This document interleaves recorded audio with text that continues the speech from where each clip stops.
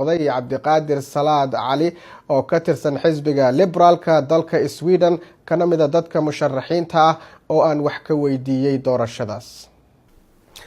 aad iyo aad baa umahadsan tahay. ugu horeyn maxaa kugu dhaliyey inaad isku soo taagto baarlamaanka midowda Yurub? mahadsaned Ridwan iyo VOA inaan maanta wareysigan ila yeesho. waxa igu dhaliyay tan ugu weyn oo igu dhalisay waxa weeye muddaan ku noolaa Yurub ilaa 41 sano ku noolaa, sanadkii 42 baa ii socda. marka saameyn weyn ayaa Yurub iyo midowda Yurub ay ku yeelatay adduunka. annaga haddaan qowmiyad ahaan Soomaali ka soo jeednana waa ku soo badanaynaa Yurub, 100,000 baan gaaraynaa oo European ah. marka waxa igu dhaliyay inay bal aan tuso generation soo socda qof Soomaali oo muddo ku noolaa European ah inuu soo taagi karo xilkaas. waan xiriirka deegaanka iyo kan wadanka aan macnaha uusan kaliya aan ahayn xiriirka laga qaban karo Yurub.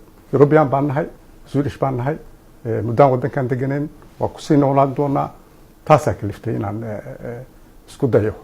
waaya marka rajo intee laagaad qabtaa inaad guuleysato adigoo ka socda xisbiga liberaalka dalka Sweden? maxaase ku qorshaysan haddii aad guuleysato? rajada aan leeyahay runtii aad iyo aad bay u fiican tahay. oo horta Soomaali markii la yiraahdo dad ka soo jeeda ilaa 100,000 waa gaarayaan.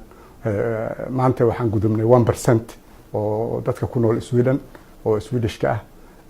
waxaa kaloo jira dad badan oo aan la soo noolaaday muddadii aan joogay wadankaas oo Kurdiyiin kamid ah, Eritreyaasha kamid ah, nationada kale oo ethnic group ka mid ah.